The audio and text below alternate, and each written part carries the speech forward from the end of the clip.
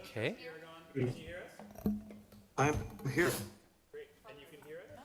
I am going to. I can hear it. Can you see me? Yes. I think that's Okay, I'm going to hold for 1 second. How are you doing, Tammy? Yes. Oh, perfect. All right. You can see my face. Ooh, look at this. I can see your sweet shirt. Okay, now I'm going to call. Wait. Let's get going. They haven't started yet. We have not started yet. It's okay. I don't know. Not yet. Yeah.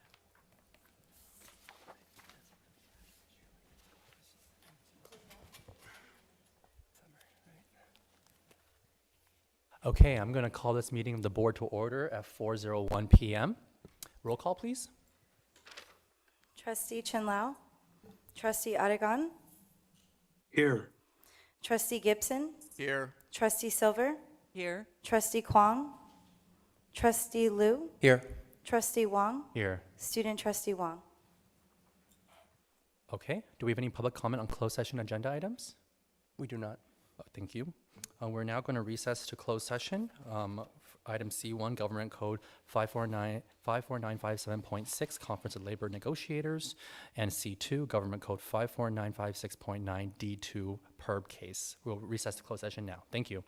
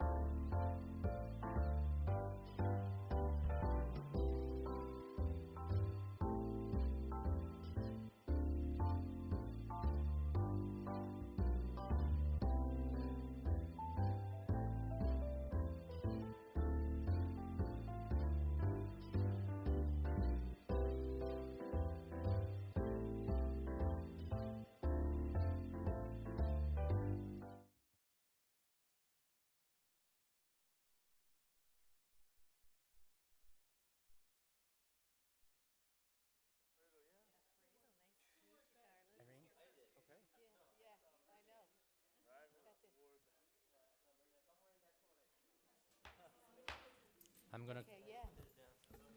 gonna call this meeting of the board, business meeting of the board back to order. Thank you all for being here today. First is D1. D1, report of action in closed session. We have one item to report out from closed session today, and that is as follows. Pursuant to Government Code Section 54957.1A3, the board took action in closed session to approve a settlement agreement concerning PERB case number LARR 1348E, Pasadena Area CCD and SEIU Local 721, regarding a request for recognition filed by the Service Employees International Union Local 721, hereafter known as SEIU. The parties reached a tentative agreement regarding the classifications to be included in the unit and was accepted by PERB as sufficient to meet the requirements of California Code of Regulations, Title 8, Section 33050, Subdivision B, for the supervisory unit. On June 13, the parties filed an executed agreement in which the district recognized SEIU as the exclusive representative of the supervisory unit. The board took a vote to approve this settlement agreement, and the votes of the board were as follows. The ayes were 6. We had 1 absence. The ayes were trustees Chen Lao, Aragon, Gibson, Silver, Liu, and Wang. And we had 1 absence from trustee Kwong. And so of the trustees present, this unit was unanimously recognized. We are very pleased the district and SEIU were able to reach an agreement, and we look forward to working together in the future. So I want to say congratulations and thank you. Yes, thank you. I want to quickly recognize that we have 2 trustees zooming in today, and that was all properly noticed properly noticed per California state law. And so all the votes that we take on the dais today will be conducted by a roll call vote in order to facilitate this setup. And so we're going to go now to roll call, please.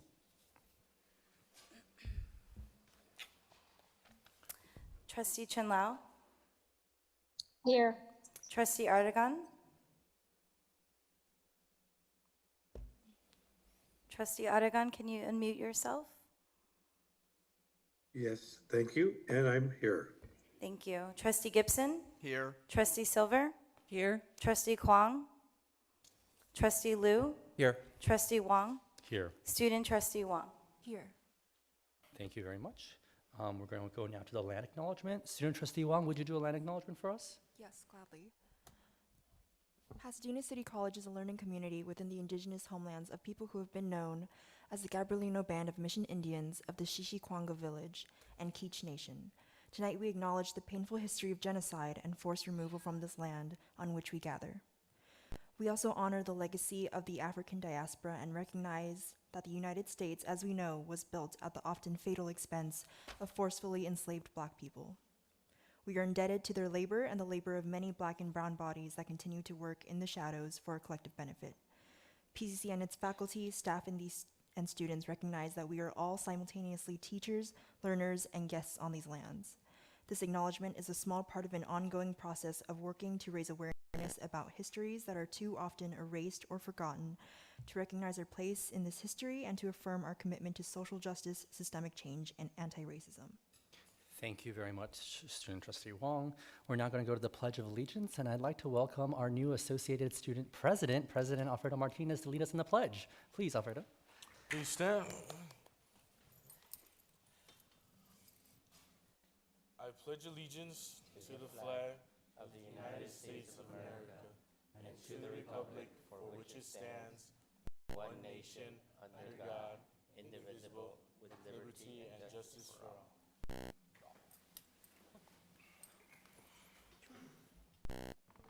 Agenda items. Okay, we're going to go now to the approval or reordering of agenda items.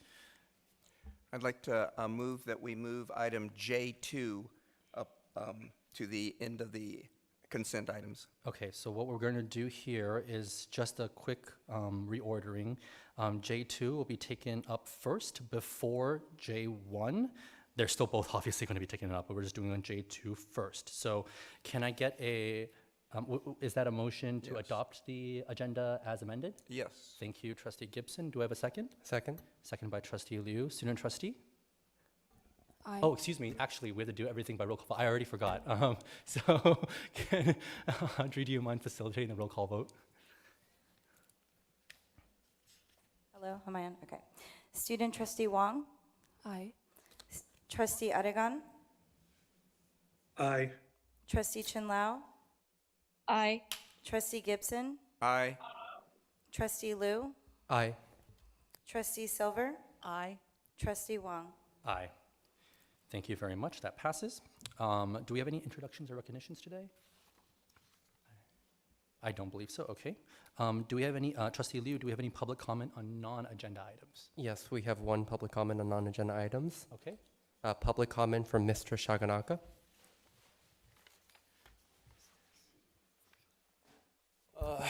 Good morning. So today, first of all, I submitted my documentation to the board secretary, so I'm assuming everybody received my documentation.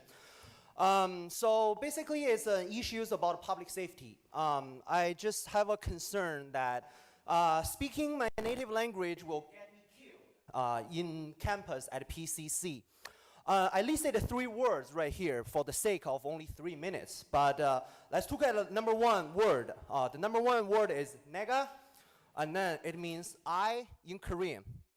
The second word is nigga, and it means you in Korean. The third word is naga. Based on your regional dialect, based on your foreign accent, it could be pronounced as nega.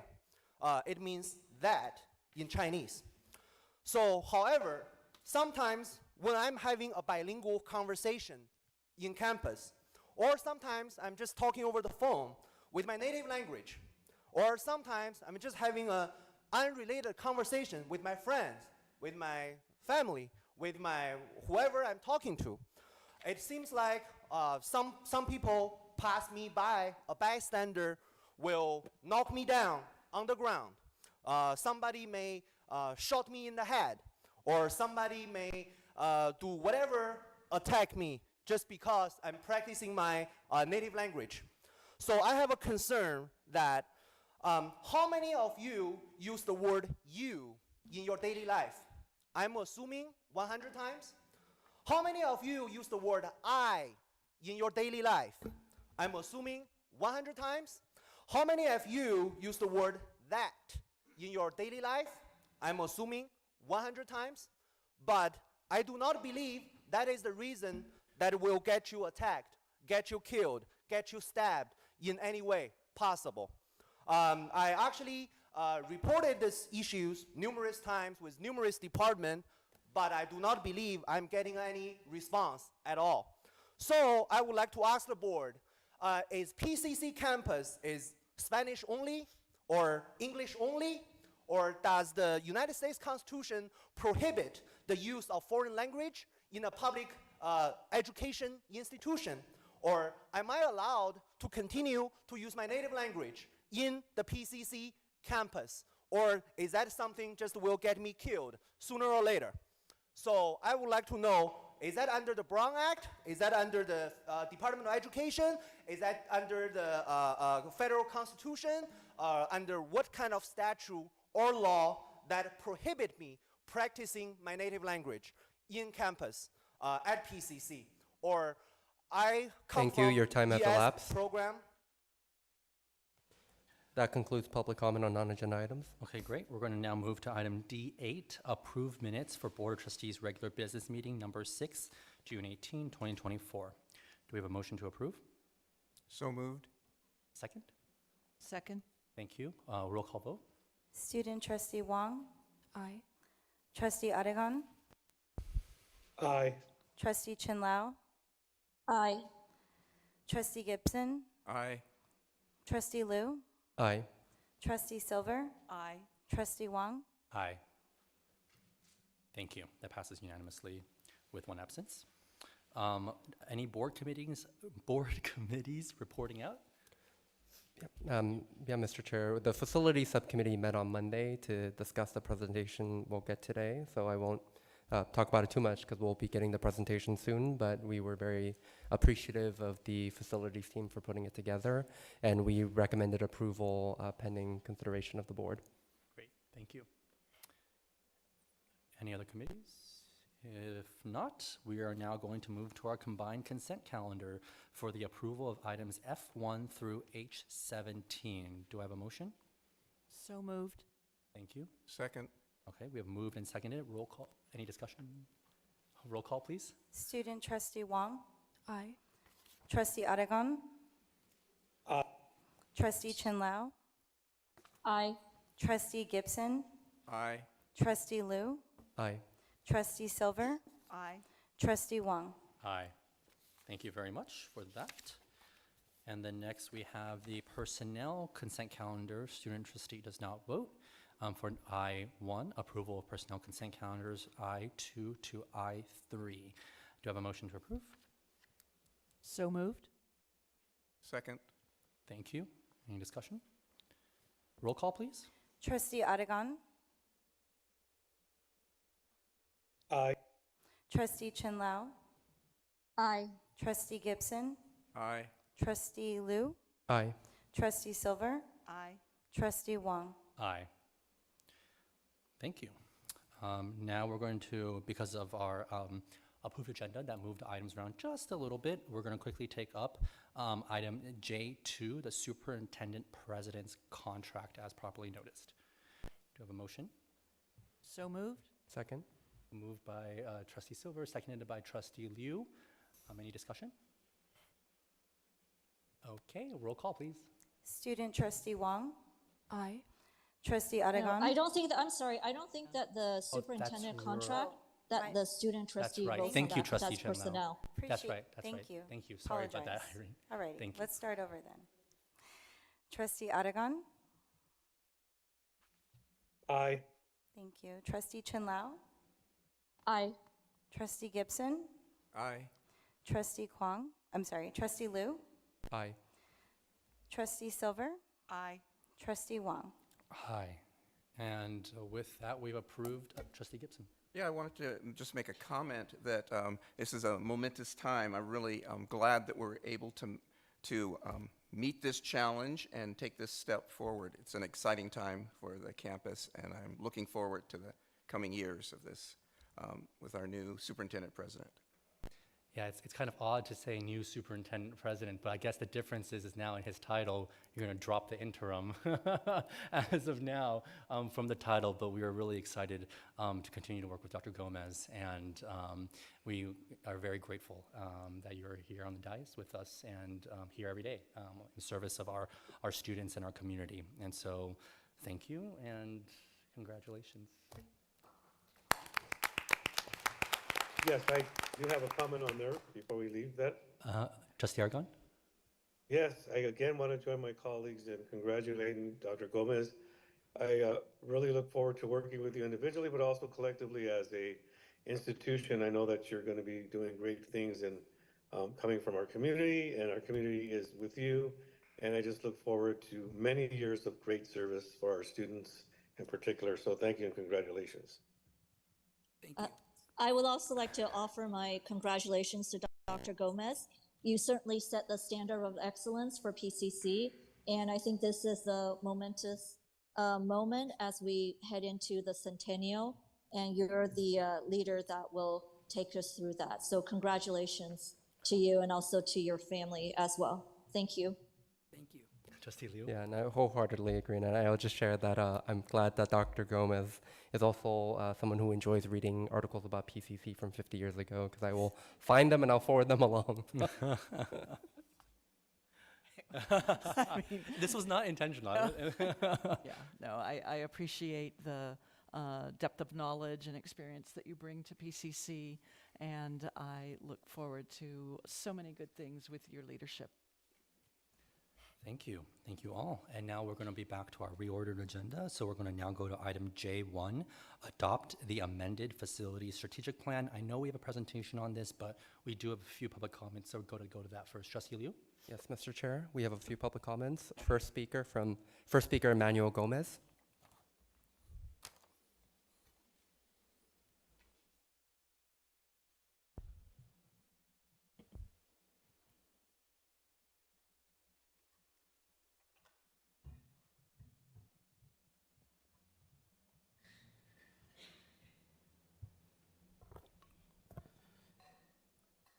Good evening, Board of Trustees and PCC community. I'm here to give a public comment, and after reviewing the amended proposed FMP that you all will be voting on today, I would like you all to please reconsider adopting it as it reads, and please ensure that it includes an actual goal, not just addressing the resolution that was passed 7 months ago, 8 months ago. That resolution has to be solved, and I don't believe it has been solved yet. There are, I believe there are multiple schools that are truly prioritizing sustainability, and I don't think that this college has done so yet. I appreciate the conversations that you all have, but we need to see it in writing. We need to ensure that there are budgets available and an actual plan to decarbonize by 2030. I would suggest that you all take a look at, as we've mentioned before, what Santa Monica has done, now Fullerton College. If we must go externally to seek funding for solar energy, just make sure that we do prioritize it and have something set in stone that allows us to bind the college to your promises. That is it. Thank you. Thank you. Next public comment from Sam Burnt.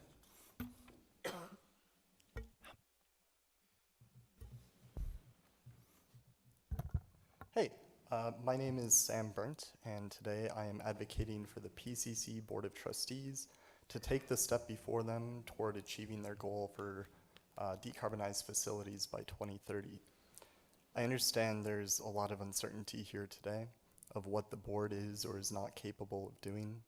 I can understand these feelings given the history, but I assure you that precedent exists. At your last meeting, staff brought a set of projects to this board where you all collectively decided on which of those you would like to see included in the facilities strategic plan. You voted on those projects. Thus, at the last meeting, the staff and the board have proven that they have the authority to do what we are asking for. And our ask is simple, but nuanced, so please listen close. We ask that you approve the facilities strategic plan as is to ensure you are able to start the projects that need completing over the summer. However, we would like to ask that you also direct your staff to bring back an amended facilities strategic plan to your next meeting that includes decarbonizing the campus buildings and facilities by 2030 and have that on the project list, and like the other projects, include a timeline and cost estimates for implementation. I know there's a lot of confusion about what building decarbonization means, so let's clear it up. There are two things you do to decarbonize buildings. One, you decarbonize the electricity to those buildings. And two, you decarbonize the facilities and appliances in the buildings that use other sources of carbon-based electricity, or energy, such as natural gas. Given the city of Pasadena has committed and is taking the steps necessary to decarbonize electricity by 2030, this means that you only need to replace the facilities and appliances that use natural gas with equivalent appliances that use electricity.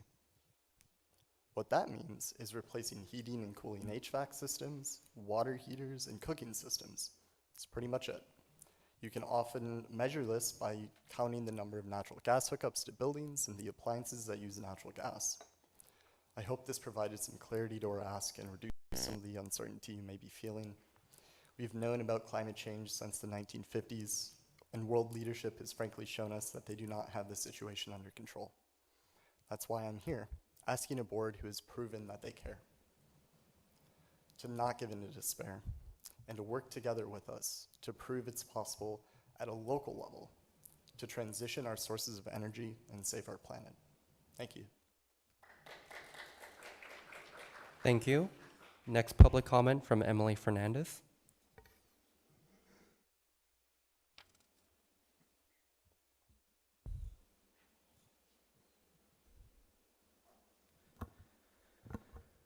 Hello.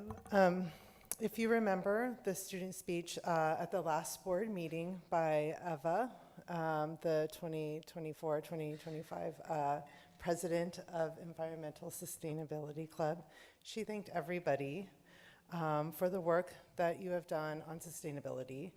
And I second that. Thank you for all the work you've done so far. But I am here to talk about one specific aspect of sustainability, which is decarbonization. And before I do that, I just want to say that I really do struggle with public comment. I do come here to these meetings. I often don't speak because I have fears of, I guess, ruffling feathers or creating conflict or being avoided after or getting shunned at work meetings. I don't know, all of that stuff. You could probably hear my fear in my voice when I do public comment, but over the last 2 semesters, seeing students speak up has given me the courage to speak up too, because they're so willing to do so, especially for this issue that I believe is urgent. And I know almost everyone in the room also believes it is urgent, which is to decarbonize in order to mitigate climate change. If you believe that we should have clear wording with specific projects in the facilities strategic plan, as Sam discussed, that lays out a path to decarbonization of our buildings by 2030, please, I ask you for the courage to speak up and make a motion while we still have money and time to do so. I'll be here in 2030, God willing, since I'm a tenured faculty member, and I want to celebrate our strategic work and not look back at our, in our hotter world, at our hesitations and silence. So I encourage you to have the courage to speak up. Thank you so much. Thank you. Next public comment from Tony Vong.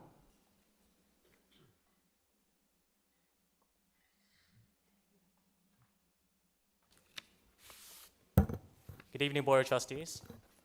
Despite calls made by students and the Board of Trustees in the last meeting about decarbonizing the buildings, there still is yet to include in the final facility strategic plan a detailed plan for decarbonizing the buildings of PCC by 2030.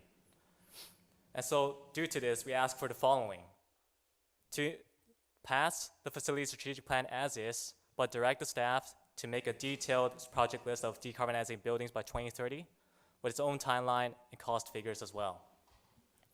And I'd like to thank Sam for giving clarity to this issue, and that there's already a precedence for doing this, and there's already a simple way to do so as well, through converting the gas hookups, through converting the HVAC system and the cooling systems of buildings with those electrical energy. And I've heard, and I think everyone here heard and recall, that many of the board members here have called for the decarbonization of buildings by 2030. And I admire you guys for doing that. But I also want to say that I admire you guys even more for doing that if you put those words into action. And to be honest, I'm going to be honest in that a lot of the actions of the board may not be remembered by future generations to come. But if it gives another child in the future, in the years to come, another peaceful day, then I think that's already worth it in my book. Thank you. Thank you. Mr. Chair, that concludes public comment on this agenda item. Thank you. And we're going to now have a presentation from VP Jones. And as VP Jones is heading over there, I just want to say comments at our board meeting are always welcome. And this is a place where we are glad to hear from members across our community on campus and across our community. So please always feel welcome to do so. VP Jones. Good evening, trustees. I wanted to give you all a quick update related to our last board meeting. At the June board meeting, we shared that we would be coming back after you all approved the amendments to give a projected schedule and sequencing. We said that we would come back with more solidified, updated cost models. Of course, updating the content of the facility strategic plan updates of the 2020 plan, which you all approved us moving forward, and which is really important to note that the plan and the projects now incorporates and highlights sustainability priorities that the board has directed the college to pursue. Central of which is the goal to become a zero carbon campus by sourcing 100% carbon-free energy and electrifying our vehicle fleet. This plan update also included our Rosemead satellite campus, as well as the new construction of a permanent building for movement-based courses, the removal of Lot 4 extension, and the renovation of the aquatic center. We are going to walk through at a high level both the projected schedule. Our partners here from HGA are going to do so for us, and then we'll walk through the budgets that have then been allocated and what that actually includes.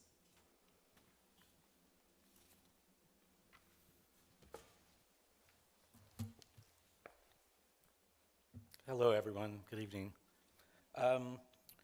If you recall, last month we showed an image, a graphic similar to this that showed a preliminary schedule and sequencing of projects.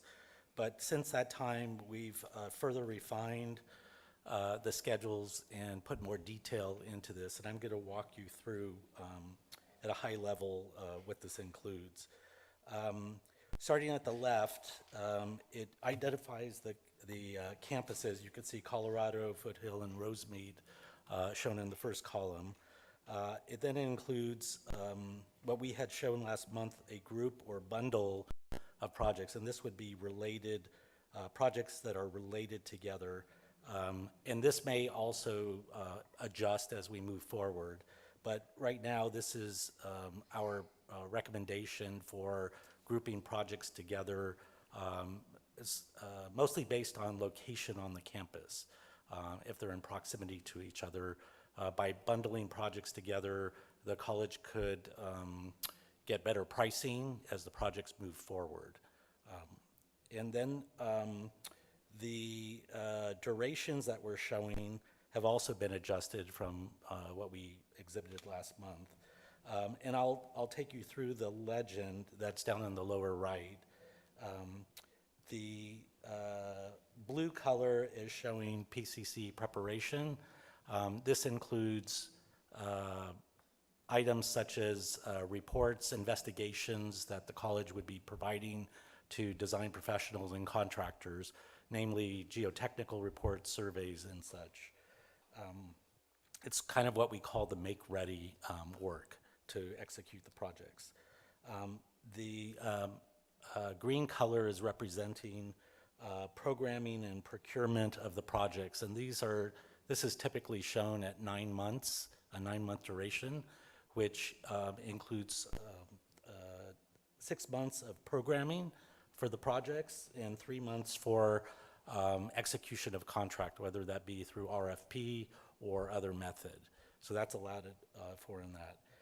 We then have shown the design phase, which is shown in the yellow color, and that is based on the complexity of the projects. Sometimes the durations are shorter for certain projects, longer for other projects.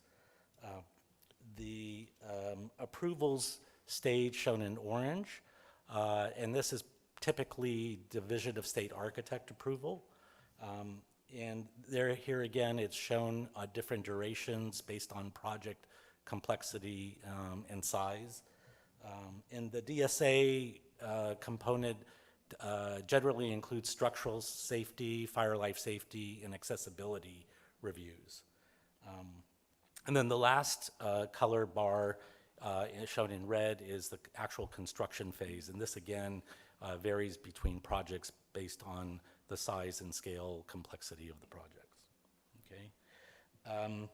Right now we're assuming that all projects will require DSA review, but that can be reviewed further and decided on. And that would include the demolition of various buildings as well.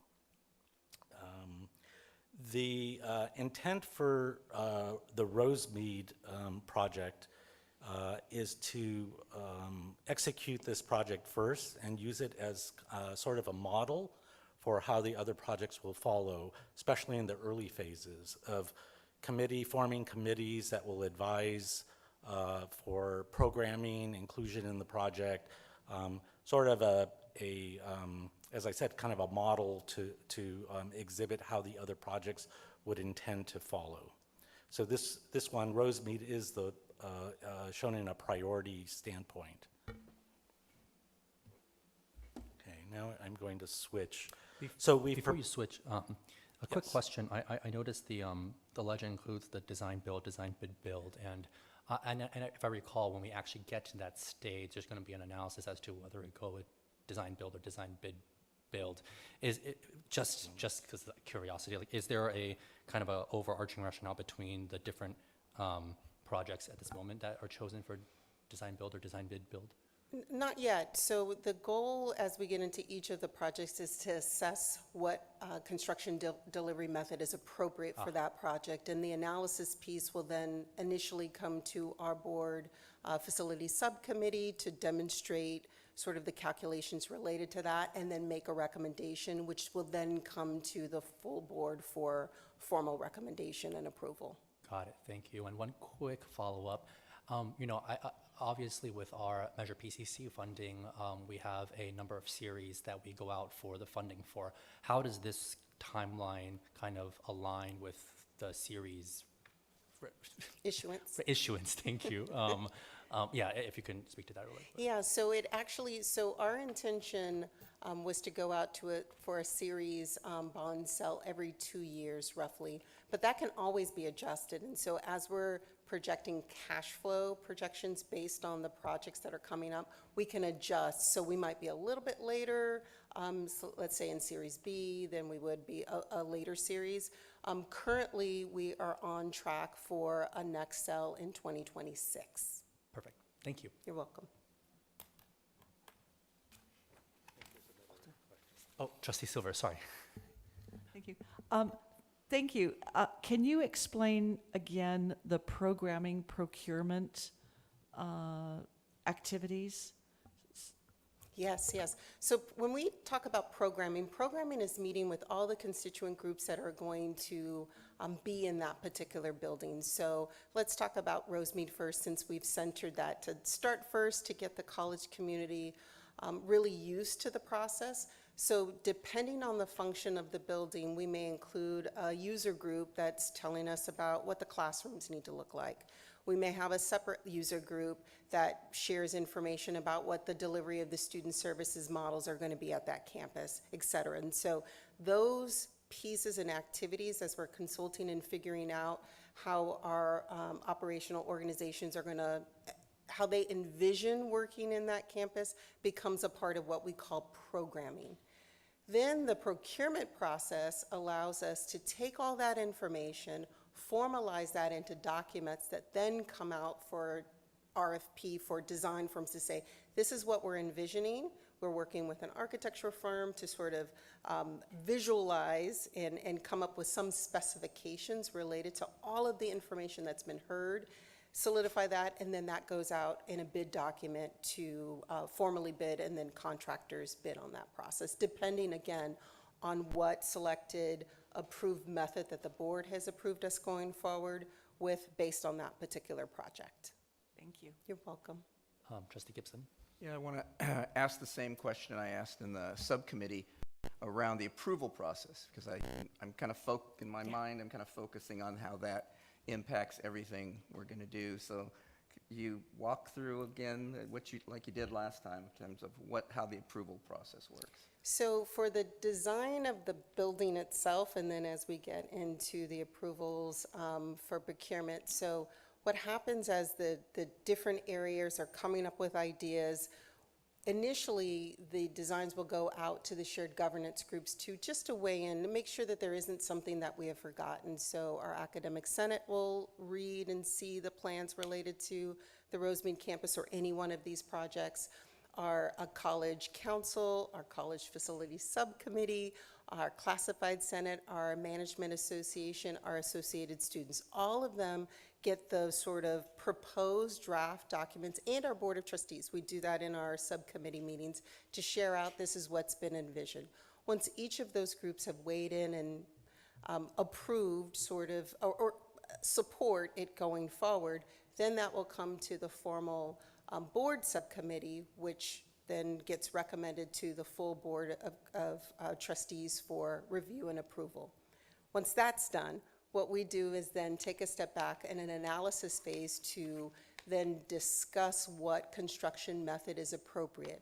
In that case, we come straight to the board facilities subcommittee, because that's really there's a financial component to that piece. So we go to that committee after working with our facilities and other partners who help give us some guidance on to which method is appropriate, run through the calculation process, give a recommendation to the board subcommittee, which then will come to the formal full board for approval. Once we have a construction delivery method, we will then come to the board for an authorization to bid. So you'll see that on a board packet. Once we bid the project, then it'll go out. We'll award it at a board meeting, which then the Board of Trustees will also approve. Thank you. You're welcome.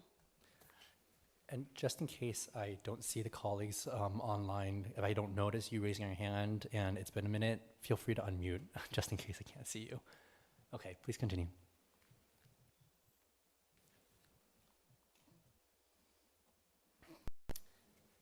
Were you asking, excuse me, if we have questions, Mr. President? Yes, I'm just saying if I We don't have notice comments. if I don't notice your hand raised, please. Yeah. No. Do you have anything, Trustee Yeah, Argo? that's perfect. That's perfect. Yeah. Oh, Since okay. I've been unmuted, I do have a couple of things that I'd like to ask VP Jones. Is it are you asking? Are you saying you're asking it right now? Yes. Is that Go okay? ahead. Go ahead. Okay. So, hello, VP Jones. Hi, Trustee Aragon. So I just want to ask in regards to the concerns, because I did field a couple of calls individually. I want to say that I did talk to Tony Vong. Tony, we spent a little bit of time on the phone and reading the emails in regards to the decarbonization. And I know we've talked about this, often in our meetings, but also I just wanted to clarify this publicly that there will be markers, correct, as far as when we're reaching particular goals in regards to decarbonization, and will those markers be somewhere that we can all look at and then see if we've met them, et cetera. So that's really my general statement question, and then I just want to see how that would be addressed that way. It's for the record. Thank you.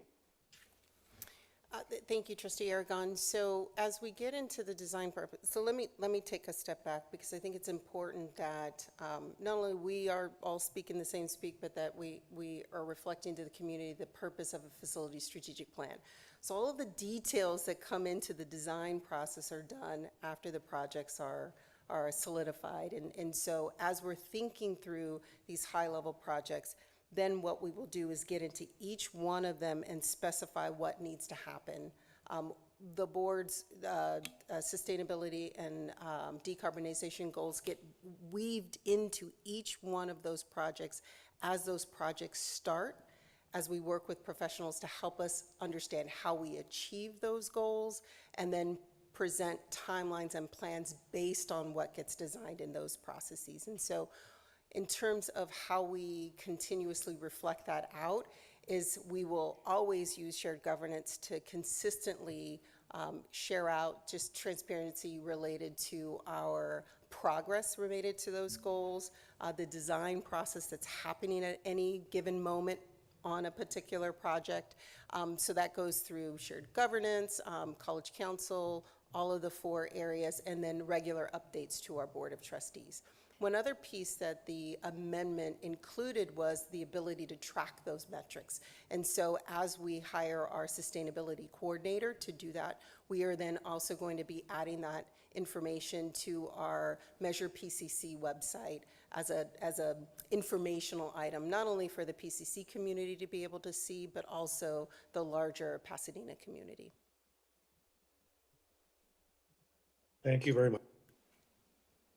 I do have a question, if you've finished yours, Trustee Aragon.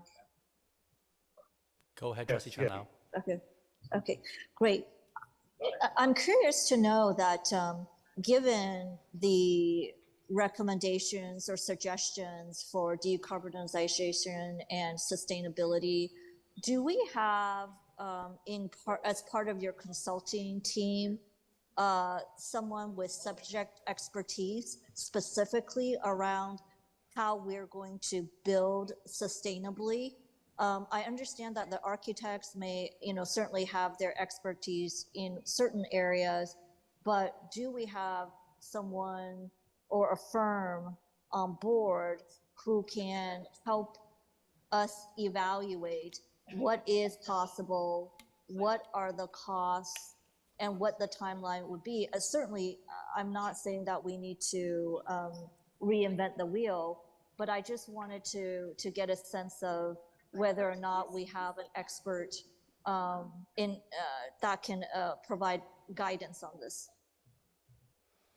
So the answer to your question is yes, we are currently in conversations of getting a consultant to help assist. That's in addition to the sustainability coordinator on campus. So there are two different pieces. We have the one person who's going to help not only keep the campus informed, but help us with sort of structure the projects on any one of our Measures PCC projects. And we are working to procure services from a consultant who is going to assist in giving us guidance on how to best proceed on all of our sustainability and or energy sort of carbon-free activities going forward. So we're currently in process of that.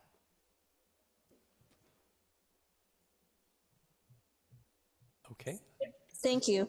You're welcome. Student Trustee Wong? Yes, hi VP Jones. I would like to follow up with a question. I see that we do have updated cost models. Have the projected costs of these decarbonization projects been accounted for in these calculations, or will there be an update for that as well? Trustee Wong, since you have already preceded, I'm just going to hop to the next slide. So I appreciate the nice sort of transition here. So there is an updated cost model, Measure C project list. These budgets include funding to support the board's sustainability commitment and decarbonization goals. It's weaved out through all of the budgets that have been created. The budgets, remember, are not actual expenses. When we get into a project, then we project what the actual expenses are, but these budgets have been set up to not only include the sustainability and decarbonization goals, but also it includes our design processes, cost escalation, furniture and fixtures, construction costs, and escalations related to construction. So that's weaved throughout, just like we would build a building and need to put furniture in it. Similar to the board's direction, that is going to be baked into every project that we take. And so we've taken that into consideration on our budgets. You're welcome. So I'll just continue. Okay, continue. Thank you, please. Thank you. So we've laid out based on the project groupings, the 1 through 10, each of the approved, this was option A that was sequenced out, that connected both the core projects and option A. And so you'll see that each bundle is there and intended based on what Joe had shared. On some cost-saving mechanism, meaning as we're bundling projects, sometimes there's an economy of scale in how we bundle projects that may give us some savings. And so we've been really mindful about that. I will point out there's a little bit of an increased cost. So what we did was we wanted to make sure that all of these aspects were included in the budget dollars. So the sustainability pieces, the decarbonization goals, all of our furniture, and the cost escalation. So the timelines really have to be, once we've determined the timelines, they have to be adjusted and calculated based on what the cost escalation will be. So there is a $7.2 million difference than what we shared in June with what you are seeing now. And largely that's based on any of the escalations to give us some wiggle room in each one of these project lines.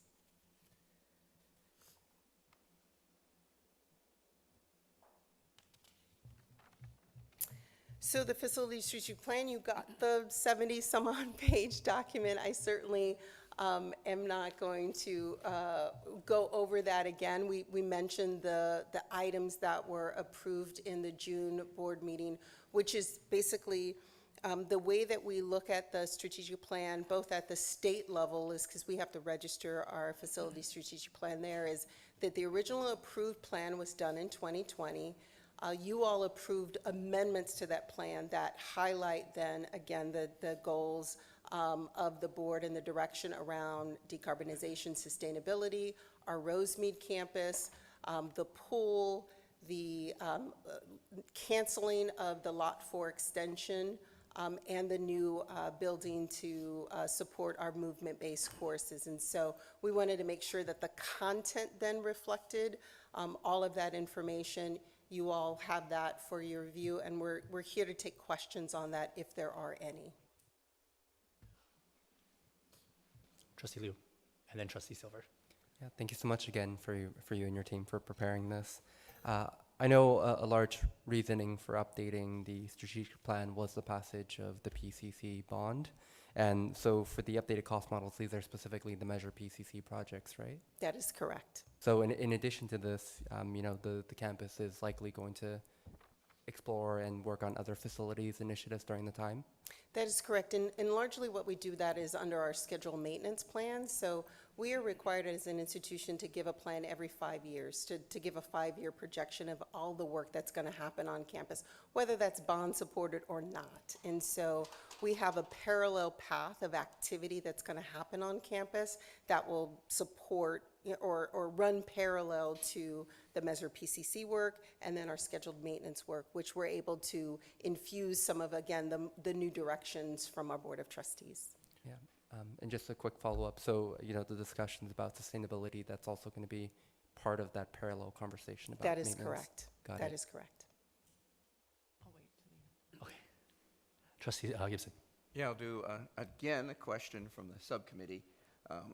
These projects that are on parallel tracks, for example, our Seraphian building. And, can you talk a little bit about that, how it fits and doesn't fit within this and the other ongoing projects? Sure. I'm going to start with, since that's construction, I'm going to start with scheduled maintenance and then back into construction. So there's an incredible amount of work needed to maintain our facilities, whether you're talking from roofs and painting. You see all of the activity that's actually even happening on campus. That's what we take in the scheduled maintenance sort of line. There are updates to our core infrastructure of those systems, whether they be HVAC, whether it be fire life safety programs that can also follow that path. Moving into new construction work, so the Seraphian project was a state-matched, a state-funded project, and so that is why we don't talk about it as in relationship to either the Measure PCC projects or the core sort of facility strategic plan, because that was approved by the state years ago.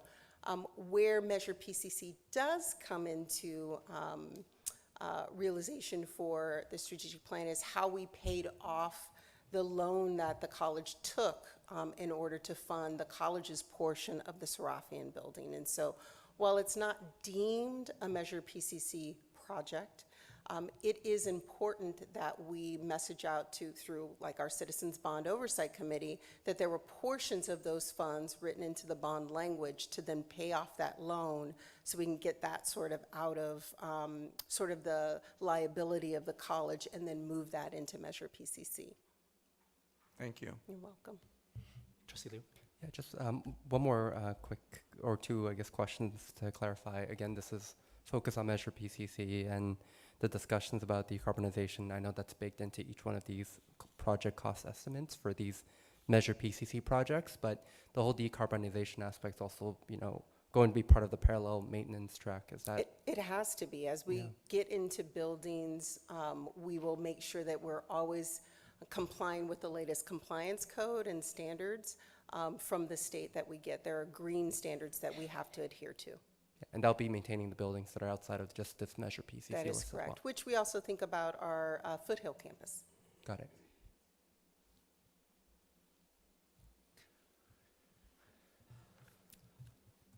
I'm sure there'll be more questions later, so let's just. We'll keep going on.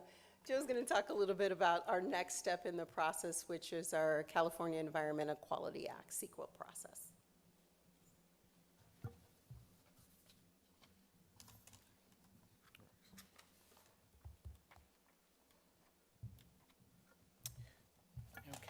So currently, the CEQA process for all the projects that we are talking about has begun. These are descriptions that basically identify what is CEQA, California Environmental Quality Act. These are extracted from the State of California website, so they're easily found online. Essentially, the impacts that are being looked at and reviewed are mostly related to environmental impacts, just that, namely traffic, air quality, noise, other similar kind of issues associated with building construction. So those are the things that will be evaluated. The goal is to identify that there is no substantial impact to the college or the community. But that is done through a process, and the college has already retained a consultant to begin that process. Are there any questions? Not about CEQA. Oh, about CEQA? Okay, Trustee Silver. Oh, yeah. Is there more to the, I like to wait till the end. Is there more to the presentation? Or is it? We're at the question. That's what I Ms. thought. Right Okay, there, Trustee and then, Silver. and then you can formally have at it. Go ahead. It did occur to me regarding CEQA, is that a situation where community members could complain about our construction or our projects, and that could hold up our projects? So it's certainly a process where we would want to, and where community members can share any concerns related to a process. It does go through some formal review, but yes, community members, for example, let's say, I'll give you a really specific example. We had originally, in the original 2020 facility strategic plan, had thought about placing the pool on the Bonnie Del Mar corner. So during that process, as we were going to get started with the CEQA process, there was a lot of community, like, that's going to not only impact traffic in that area, that corner of Bonnie and Del Mar, that could provide some issues related to congestion, which is then why we sort of came back to make some recommendation to keep it in the central portion of campus. The really positive part about where CEQA and what's going to happen during that project is they're really going to be looking at brand new construction areas.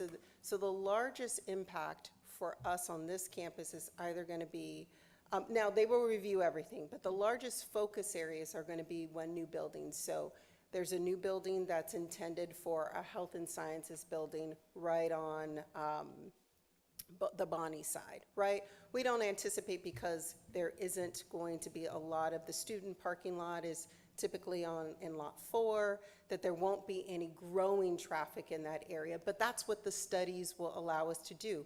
Those studies don't say that we can't do it. They just give us remedies on how to mitigate the issues related to, maybe there's another way to get into a particular parking structure. We'll see that in great detail when we get into the Rosemead project, because that's like a really brand new piece for us. But thinking about at least the Colorado campuses and the pieces that are going to impact us, that's probably the more focal one. The student services building is internal to campus, so we don't expect that to generate any new sort of traffic in that area. We have the new permanent structure for movement-based courses that's also interior to campus. So it's going to be those things that are sort of exterior or that impact traffic patterns. Of course, air quality is going to, noise considerations are going to be of concern. So for Colorado, I think it's a fairly straightforward process for us to work through. Where we are going to get into some conversation and consideration is Rosemead, because that is a new footprint for us, that while we were across the street, there are some new traffic patterns that may be needed in order to ease any sort of issues on the community or the middle school that's in the area. But that comes all through the process. That CEQA process then informs the design. Right? So it doesn't say you can't do it. It informs then how we design those buildings, how we design those structures to make sure that we've mitigated any issues that have come up during that process. Thank you. You're welcome. And I do have Please. Okay. My second question is, I have great confidence and trust that decarbonization is going to happen with our new construction. I'm so optimistic about that. I do think about our existing buildings, and if you can think about, you don't have to do it now, standing on your feet, but maybe come back to us, how can we be sure we don't forget the kitchen appliances in the piazza, the HVAC in the library, the hot water that the gym needs? So what kind of a document makes sense so that they're written down and we don't forget about those existing sources of carbon use? So you don't have to answer right now, Deal. but come back to us and let us know how we can do that. Thank you. VP Jones, I do have another question, if I may. Go ahead, Trustee Chanel. Thank you. As you and the team looked at space usage for our students and classroom utilization, I haven't heard, and I may have missed this, so please let me know. What are the plans for childcare centers? I do know that some of the faculty have mentioned that it's been difficult to recruit faculty members, especially those that are starting their careers because of the lack of childcare on campus. And or our wonderful childcare center is, there's so much demand for childcare that there's a wait list, and mainly folks who are on the wait list are some staff and also faculty members. What's your plan, or is there a plan to expand childcare for faculty and staff on campus, and where would that be? So I would say two things. One, it's a conversation that I think would come up on the instructional side related to that programming piece, because understanding it's not a child care facility that's isolated from the instructional activity that's happening on campuses. A lot of our students go there to support those and to learn and to gain their hours. So one, I just want to make sure that we give an opportunity for Dr. Ramirez to weigh in on sort of the future direction of the Child Development Center itself, and Dean Alvarado, who that falls under. One of the pieces that I know, again, on that scheduled maintenance path, we have a lot of renovation options that are happening over at the Child Development Center. Not necessarily, at least not today, and that doesn't mean it can't be considered, but not what's happening today is a lot of renovation of their physical space. So they have some, we have work on some new shade structures, some new playground equipment and things of that nature. But I would have to sort of hold off and maybe similar to Trustee Silver's question, to kind of come back related to that particular activity and then share that back out to the board. Okay, so if I'm hearing you correctly, as of today, in the facilities master plan, there is no expansion of childcare facilities currently in the plan. Is that correct? Just so that I'm clear on that. That is correct.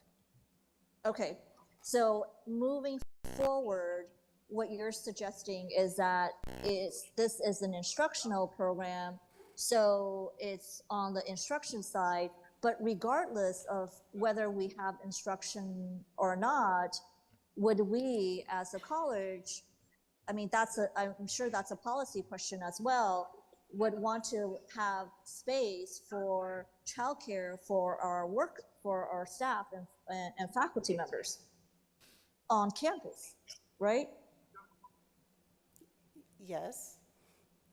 So I think, so the way that sort of facilities and construction services works is that we allow our areas around the college to help guide the work and the priorities, as well as our Board of Trustees to say what the priorities are for the college. The facilities and construction team doesn't do that in isolation of working through what is the need, how can we accomplish it, how does that then fit in, whether it be a bond project or a scheduled maintenance project. And so that question we would work within the community to, you know, and if the board is like, that's a priority that, you know, leaps other priorities, we are happy to execute, I guess would be our response to that. And so we can go back and then do a little legwork in terms of understanding what the considerations or concerns are, and then work with our instructional area to plan what that would look like, and then come back to our Board of Trustees. Oh, well, terrific. Thank you for that. I certainly would like that to be assessed and evaluated. I do think that barriers to childcare is also a barrier for students to complete their degrees. And also, I think barriers to childcare is also what is a barrier for recruitment for staff and also for faculty members. And especially for faculty members who are on a career trajectory where they need to have childcare. Otherwise, their career trajectory may be interrupted because of childcare needs, and that doesn't allow them to move higher on to the, whether it's a tenure track. So I just want to make sure that we put all those in consideration in the next iteration of how we're going to think about the facilities master plan. Thank you. Okay, I have a couple thoughts and questions. I think one thing that I think we need to clarify a little bit is that board resolutions aren't a symbolic resolution of something that would be nice. We have, since we started numbering resolutions, which is way before I got here, we now have 817 resolutions as of 818 resolutions that will be passed as of today. And these resolutions give specific direction, authorization, insert action verb here, to mainly Dr. Gomez and his team. You know, for example, our resolution number 817 today authorized an adjustment to a contract that was necessary for our, this was the auditorium, Sexton Auditorium, I think, or something like that. One project I suddenly cannot remember what it was, which is on me. But that was a specific action that was taken through a resolution that made a decision that moved the college forward in a certain direction. And I think it's important that we recognize that the resolution that this board passed in December was a resolution of that nature. I know there are other community organizations that pass resolutions that are either aspirational or resolutions that, you know, say to send to our elected representatives, this is what we believe. But for us, resolutions are a vehicle to actually conduct board action. You know, sometimes we're approving specific things, but many times the vehicle that we have to do, whether under state law or you know, just by the nature of how our institution works, comes through a resolution. And so that's how I view the decarbonization resolution that we passed in December. It is not a resolution that we passed that was saying that this would be nice. It is, and I think as we've heard from the questions that my colleagues have raised and that VP Jones has answered, that that was a direction that covers not just the Measure PCC projects that we are looking at the timeline for today, but I think what you said earlier, VP Jones, also covers the deferred maintenance, ongoing maintenance, not deferred maintenance, but ongoing maintenance and things like that across our campus. And so, you know, my understanding, and please correct me if I'm wrong, that, you know, the things that are contained in this facility strategic plan update, all of this is going to happen on our campus. Just because my understanding is that because the sustainable plant palette is not a project, does not mean that the sustainable plant palette is not going to be implemented across campus.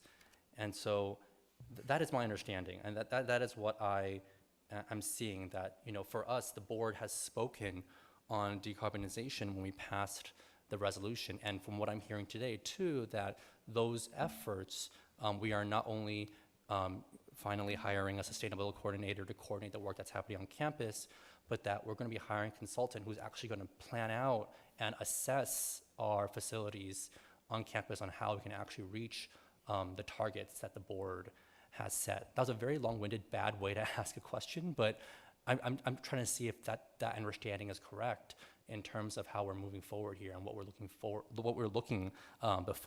looking at before us today. That is correct. We're very clear on what the board's intention and goals and direction is for the college. And so similar to, you look at the project list, the project list doesn't list out how many chairs are going in a building, or, you know, like, there are a lot of activities that happen a part of those projects that are not sort of demonstrated or shown line by line, that feed into making sure that that project is complete. The goals set forth by the board in our December meeting are weaved into each one of those Measure PCC projects, are budgeted within the Measure PCC projects, and as we get into the specificity around those, just like what actually goes into the buildings, what's programmed, what furnitures and fixtures, those pieces become sort of like foundational for each one of those. Thank you. And I think it makes a lot of sense that what we're talking about today and the project list that we have approved for Measure PCC is kind of like half of the buildings on the Colorado campus, and the new buildings certainly at Rosemead. But I think as we continue to have this conversation, this important conversation, I think it will be also important for us to continue to consider that other avenue that you were discussing, VP Jones, about the maintenance work that happens throughout this campus that is not funded enough, but partially funded by the state directly as well, that may be outside of the scope of Measure PCC, to see how our decarbonization efforts that is going to be underway in those areas, how that unfolds. I think that would be something that would resolve some of the questions I think that we're facing, because I think that, you know, the entire section on sustainability that we have here, the inclusion of the incorporation to me of the resolution, and specifically naming that we have the policy of decarbonization, fully decarbonizing the facilities of our campuses by December 2030. That is the direction. That is the, and that's stated in multiple places in this plan. And so to me, that is the direction that we are approving today. That is the direction that has been formulated by our facility staff and recommended to us by our facility subcommittee. And so I just want to appreciate that effort is not just an effort that we are like aspiring to, but it's actually what is tracking us forward in the work that we're doing here today. So, Trustee Liu. First off, I love how large these are printed. I don't know if it fits in my bag, but yeah, just a couple more really quick questions, Sure. just to fully understand it. And it might go to, I think, Trustee Silver's question as well. This parallel track, the maintenance, you said every so few years that's updated as well. Is that also going to be something that inevitably ends up coming to the board, and we'll look at it and ask questions about it as well? Scheduled maintenance, actually, you see it every month at the facilities subcommittee meeting. So there is a report that's produced that gives you all of the projects that fall under that umbrella in that 3, 4, 5-page document that we review at that particular meeting. I think one additional piece is that we have been consistently working on is we've got a newsletter that's going to be scheduled to go out in August.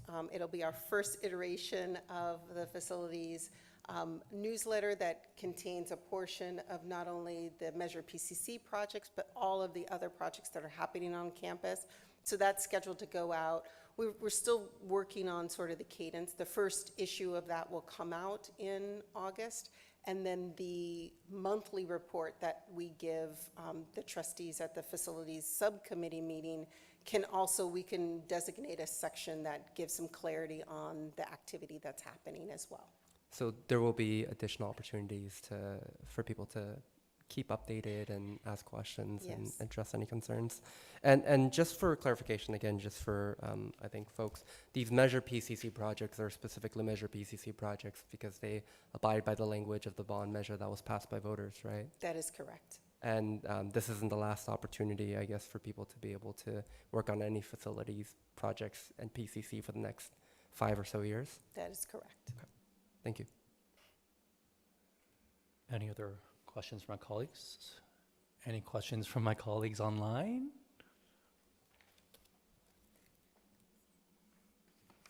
I hear silence, so I hope that means that there are no questions. Okay, any further discussion on this item? And if not, can I get a motion from one of my colleagues? So moved. Second. Okay, so we have moved and seconded the approval of this update. Any discussion? I already asked that. Roll call vote, please. Student trustee Wong, Aye. trustee Aragon, Aye. trustee Chen Lao, I abstain. I was disappointed that I couldn't attend the Trustee Chen Lao, I'm sorry, Trustee Chen Lao, we're in the on middle of voting. Monday? Trustee Chen Lao, Yes. we're in the middle of voting, so we're just gonna hold comments until we complete voting. Thank you. Okay, sure. I abstain. thank you. Trustee Gibson, Aye. trustee Liu, Aye. trustee Silver, Aye. trustee Wang. Aye. And then Trustee Chen Lao, did you have a comment? Yes, I did. Go ahead. I was disappointed that I couldn't attend the facilities meeting earlier on this week. It was changed from July 12th to Monday, July 15th. And because I wasn't at the facilities meeting, I'm going to abstain from this vote. So I know that some of this was discussed at the facilities meeting. Okay. Thank you. Thank you, Trustee Chen Lao, and thank you, VP Jones. We'll move on to the next item.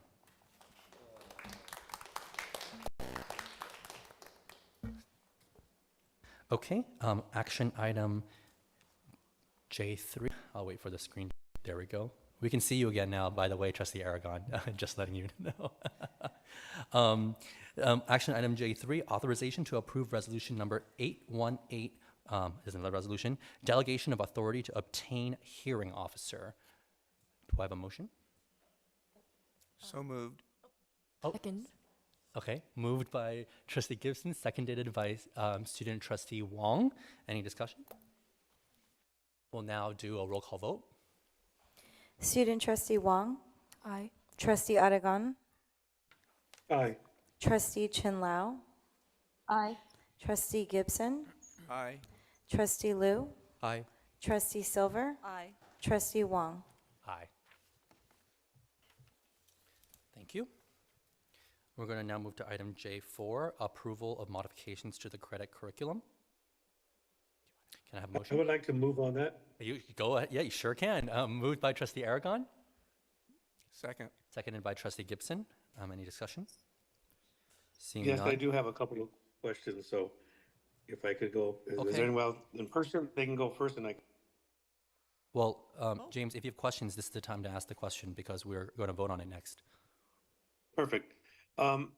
This would be for Dr. Ramirez, because Dr. Ramirez, I want to make sure that I'm clear on the two programs, gonna, the cosmetology and the medical, wait, am I on mute? You're unmuted, I'm but not, okay. Dr. Ramirez is Good. So not here today because she has other business. So you want to ask your question to see if Okay, we well, can. maybe, okay, so I guess because my question specifically are on cosmetology and medical assisting, just to be clear that, and when I was reading the information, there's an adjustment to hours at the state level when it came to, the licensing of these programs.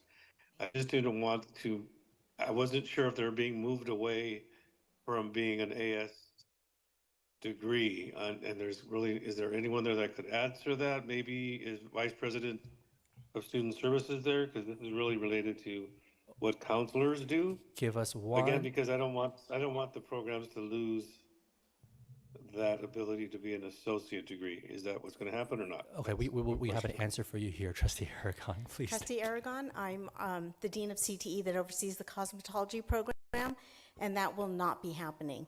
The reason of the unit and hour reduction is so that we're in compliance with Title IV, so that students are still eligible to receive financial aid for all of their education. If we exceeded the number of hours that the state requires for licensure, the students would not receive financial aid for any excess hours. So we just moved to be compliant. Okay, great. So that's on both cosmetology and medical assisting, correct? Well, what was the last part you said, Trustee Aragon? It was for medical assistance. The other program For on the agenda. cosmetology and medical assisting. Correct, correct. Okay, thank you. Thank you. Thank you, and thank you. We're very lucky to have our dean here for this. Okay, if that is the discussion, we'll move to a roll call vote. Student Trustee Wong, Aye. Trustee Aragon, Aye. Trustee Chin Lau, Aye. Trustee Gibson, Aye. Trustee Liu, Aye. Trustee Silver, Aye. Trustee Wong. Aye. Okay, those are our action items. We'll now move to our information items. Item K1, Superintendent President's Report. Good evening, everyone. I first want to take an opportunity to thank our students who spoke earlier today about their passion and conviction for sustainability. Their engagement on this issue is impressive and inspiring, and we share their commitment to decarbonizing Pasadena City College. I wish they were here so they could hear this. I'm excited about what we have accomplished so far, and I'm eager for our work to continue. Last month, in fact, we celebrated an important milestone at PCC. PCC became the first AGSA certified green zone in the city of Pasadena. That means PCC has transitioned to using solely low noise, zero emission, battery electric equipment for all of our landscaping and grounds operations. This certification from the American Green Zone Alliance was no easy feat and was the culmination of the hard work, dedication, and leadership of many people at PCC, including Richard Lorette, Carl Schaefer, Daryl Montgomery, our facilities and groundskeeping staff, students, faculty, our Vice President, Candace Jones, and our Board of Trustees. Our Board of Trustees have been steadfast champions for sustainability, and our very own Trustee Kwong, who's not here today, in particular, was a very enthusiastic and driving force and advocate for the Pasadena City College to earn this certification. Trustee Kwong introduced PCC to AGSA, and she made it a priority during her board presidency to advocate and support the college's pursuit of this important sustainability goal. I was honored to recognize Trustee Kwong at our certification ceremony last month. Some of you were there, but I also wanted to make sure to express my appreciation for her leadership, for the leadership of our facilities team, and for all of your encouragement here again at this meeting. Thank you to our facilities team and to Trustee Kwong. Also tonight, we've taken a very important step forward on another initiative actually championed by Trustee Kwong. All the folks that need to hear what I have to say for some reason are not here today. But Trustee Kwong helped initiate a partnership with CSC Health, which is a service of the Chinatown Service Center. Through the partnership, our goal is to enhance and expand health and wellness services for PCC students and the community. Tonight, as part of agenda item H12, the board actually approved a memorandum of understanding with CSC Health to offer free pop-up health clinics for our students and the community at the Community Education Center at our Foothill campus. We will start with a pilot health clinic this summer for our non-credit students and will officially launch the partnership with a series of clinics in the fall. So thank you again to Trustee Kwong for initiating this partnership and for her support and encouragement as we formed this collaboration. Finally, our summer session is well underway, and Summer Jam kicked off this week and will run through August 19th. We are expecting up to 600 students per week, 600 students per week to participate in this summer program to learn more about our academic and support programs, to explore their majors, careers, and transfer, and to connect with their peers, meet with counselors, complete financial aid, and register for classes. Student services staff are hard at work helping new and continuing students register for class and prepare for the fall. Also, we are very proud to share that our total enrollment for 2023-2024 will finish at just about 20% more than our total enrollment for the 2022-2023 academic year. So we improved our enrollment by 20% over last academic year.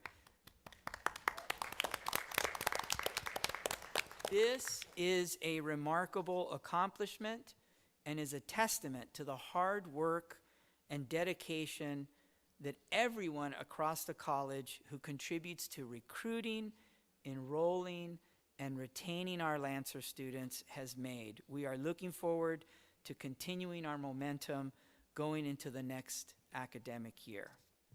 Shortly, you will hear a presentation about the Los Angeles Regional Consortium, also known as LARC, from Vice President Salvatrice Cuomo and her team. Pasadena City College serves as the hub for LARC, which is a consortium of the 19 community colleges in Los Angeles County, including PCC. Through LARC, the colleges work collectively to support college and career readiness and to ensure workforce training is provided to all in a way that is accessible, efficient, responsive, data-driven, and that improves outcomes and supports our regional economy. I want to thank our trustee, Trustee Silver, who actually inquired for more information about the consortium and LARC's regional planning.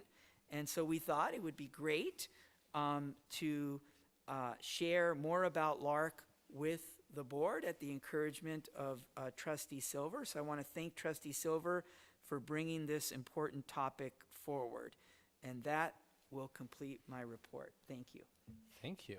And that's a perfect segue to the fact that now item K2 is our LARC regional plan. So I'm going to have Dr. Cuomo.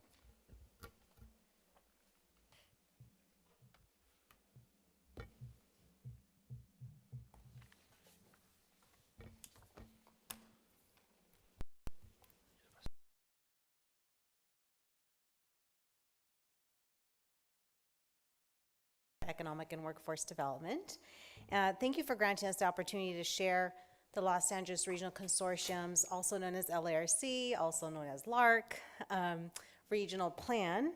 Joining me are members of my team, Dr. Narane McKeegan, who is our Assistant Vice President and Regional Chair of LARC, as well as Dr. Linda Bermudez, who is our Director and Technical Assistance Provider for K through 14. Dr. Gomez did a really great job at staging the presentation, but I want to provide just a little more context before we begin. LARC operates as one of 8 departments within the Division of Economic and Workforce Development, serving the LA 19 community colleges. The district and PCC play a dual role. The district is the fiscal agent, and PCC is also an active member of the consortium as a community college represented within the 19. Each college has a representative that's called a voting member. Our college has Dr. Armine Derdarian as the voting member, and alternate Dr. Micah Young. You know, we could talk a lot about LARC, about program, structure, process, operations, etc., but tonight we are going to focus solely on the regional plan, the plan that guides the consortium, as well as the 19 community college members. So with that, I'll turn it over to Dr. McKeegan and Dr. Bermudez to share a little bit more in-depth detail about that. Thank you. Thank you, Dr. Como. Good evening, Board of Trustees, Superintendent, President Dr. Gomez, and PCC community. Thank you for this opportunity for Linda Bermudez and I to present on the Los Angeles Regional Consortium Regional Plan. Just a quick overview of LARC. Our goal is to bridge the gap. The Los Angeles Regional Consortium brings together 19 community colleges, as mentioned earlier, across 11 community college districts in LA County.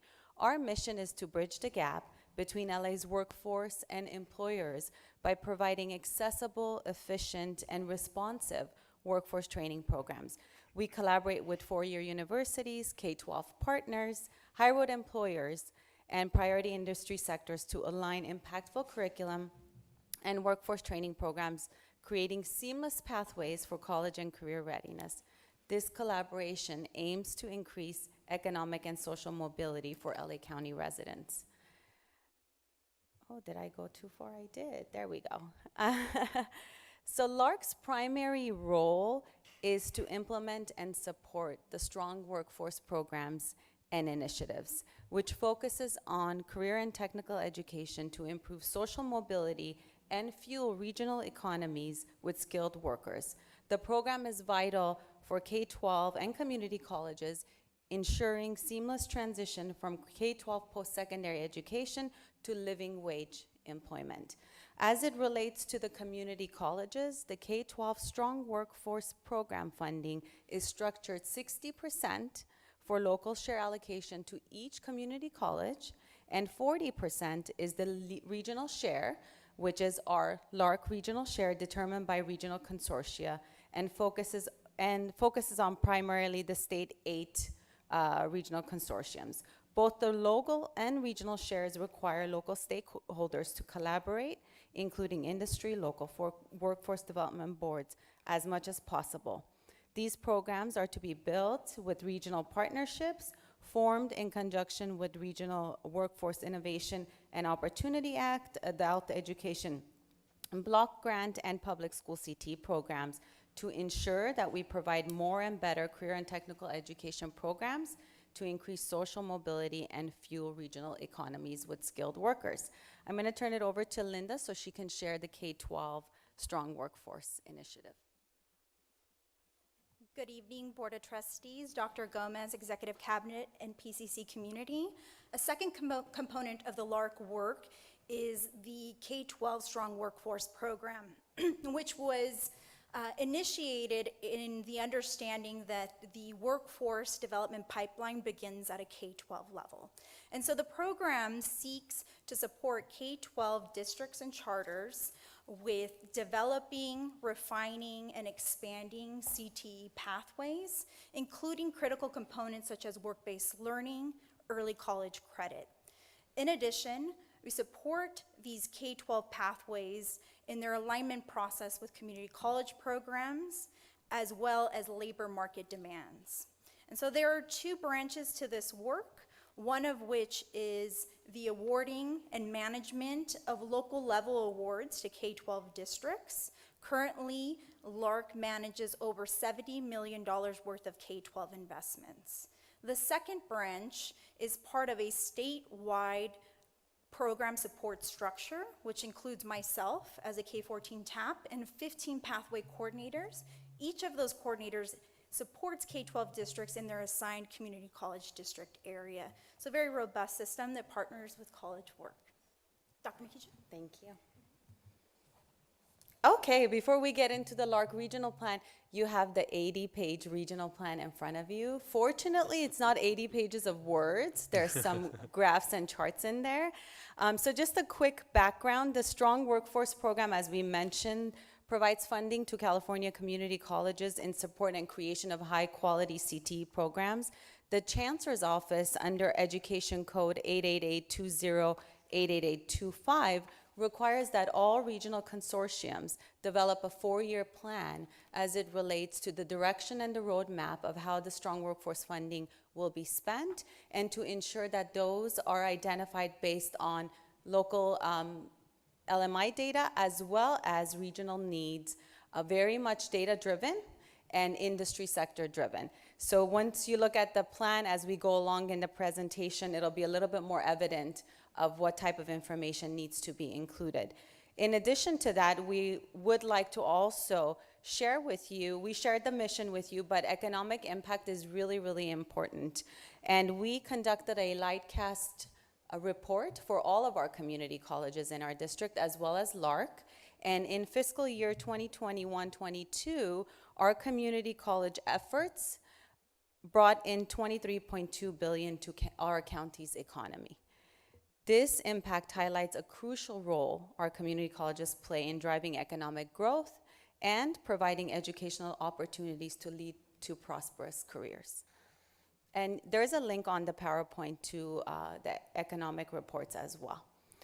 As it relates to our strategic planning process, months went into developing the regional plan for the consortium, and it was developed in collaboration and involving multiple stakeholders from K-12 partners, community colleges, industry, and other organizations as well.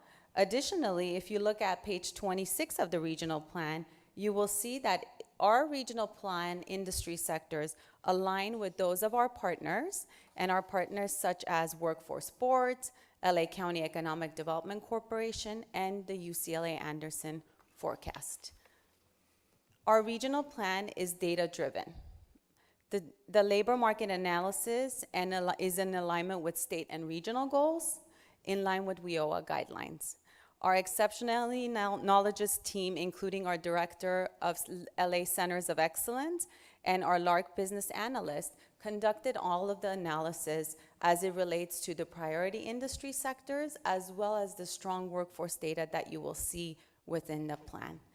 Lastly, the regional plan was developed with a lot of flexibility to adapt to new opportunities and challenges, incorporating a continuous improvement and feedback loop. Although the LARC regional plan is updated every 4 years, the regional consortium will also conduct annual review and obtain feedback from stakeholders to ensure ongoing relevance and effectiveness. Additionally, we have a huge commitment to equity. Our regional plan aligns to the Chancellor's Office vision of success and 2030 vision framework, and equity is interwoven in all of our work with the community colleges and our K-12 strong workforce initiatives. At the heart of our plan is the commitment to equity, ensuring all students receive the support they need to succeed regardless of their background. Additionally, when we did the analysis for our regional plan, we looked at the regional economy and labor market information, LA County's population at 9.8 million residents, LA County's key industry sectors, aerospace, bioscience, global trade, film and TV production, and employment growth projected at 6.25% from 2022 to 2027. We also looked at the impact of the pandemic and economic recovery, looking at the unemployment rate, the job projections, as well as the middle-skilled jobs. And for community college programming and the level of credentials and certifications we offer, the middle-skilled jobs, which are projected to be a little bit over 368,000, is important for us as it relates to the plan from 2022 to 2027. Now we get into our priority industry sectors. As I mentioned earlier, these are all data-driven and informed. And so as the primary engine of social and economic mobility, community colleges are critical partners to ensuring every LA County resident, youth, and adult alike has access to education programs that fit their needs and that they achieve success in high growth, high wage industries. Based on the data analysis from Centers of Excellence, LARC identified these 8 priority industry sectors: advanced manufacturing, business and entrepreneurship, global trade, health, life sciences and biotechnology, advanced transportation and logistics, energy, construction and utilities, information and communication technologies, digital media, and retail, hospitality, and tourism. And this slide just gives you an idea, a snapshot view of one of the industry sectors. And within the report, all 8 industry sectors have additional information on the specific demand that is needed and that type of occupations. And if you look at this chart, specifically, these occupations align to community college education, and it has the greatest number of projected annual job openings. And additional priority sectors can be found between page 27 to 44. In addition to that, LARC's strategic directions that were developed as part of the regional plan was again in line with the CTE state plan as well as Vision 2030. And we truly tried to keep it simple, but really address equitable academic success and equitable workforce and economic development. And within those 2 categories, we have under equitable academic success, really focusing on the K-14 pathways and strengthening early college credit, dual enrollment, and K-14 CTE pathways, engaging and improving the student experience with generative AI technology, and enhancing access, success, and support as it relates to baccalaureate degree offerings, just as involved individuals, veterans, and more. And for equitable workforce and economic development is really focusing on apprenticeships, work-based learning, student employment outcomes, improving our responsiveness to employer training needs, advancing climate action initiatives, and also supporting our faculty with professional development and collaboration. Measuring success. LARC will measure success using key metrics such as expansion of work-based learning, student employment outcomes, and responsiveness to training needs. Data sources include Launchboard, Datamart, and SWP metrics, and K-12 Launchboard. Our strategic investments and governance structure are designed to ensure accountability and transparency. We will regularly update our community on the progress of our strategic directions and the outcomes via the LARC website. Additionally, the region is committed to providing learners a competitive advantage with both skills and knowledge with a long shelf life as possible. Thus, we shall continue to rely on valid labor market data via our centers of excellence and feedback from our industry partners in making future program decisions and resource allocations. Nibble, data-guided, and mission-driven, we shall collectively be aware of and sensitive to the changing demands of the workforce due to technology, automation, AI, etc., shifts in demography, engaging industries, and also changing skill demands in the regional workforce. Our primary goal is that the LARC regional plan will be integrated into local and regional strong workforce plans, as well as our K-12 partners will utilize this information and this data to align to their career and technical education programs. I mentioned earlier that we require our K-12 partners to utilize our regional plan and our priority sectors when they apply for funding under the K-12 Strong Workforce Initiative. In addition to that, we hope that this provides resource integration and combines local, regional, state, and non-public resources to elevate and scale our work not only regionally, but individually on our campuses, and to ensure students achieve successful workforce outcomes. And lastly, we would like to avoid duplication. So aligning and expanding upon existing regional plans and projects and opportunities, and incorporating planning efforts under the WIOA Act. And that's all we have. So this is our contact information. Thank you. I know this was a lot, and that's 80 pages, so I don't know. Hopefully it was enough information. Well, first of all, thank you. I think one thing I can say on behalf of all our colleagues is I think our district is very honored to serve as the fiscal agent for this really critical consortium and organization, is certainly under the purview of Dr. Kumo and all the great work that happens.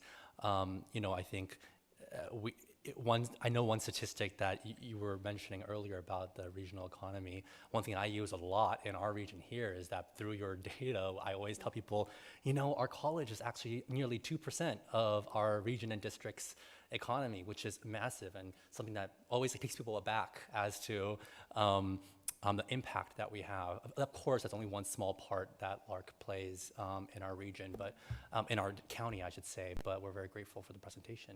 Thank you. Do any of my colleagues have any questions or anything? Trustee Silver. Hi, thank you very much. Can you give an example of some program that you created or something that you did that created jobs or training for jobs for maybe at the K-12 level and also at the community college level? Absolutely. So LARC as an entity does not create that programming, but we facilitate and support that process. And so our funding, for example, right now we're working closely with Pasadena Unified.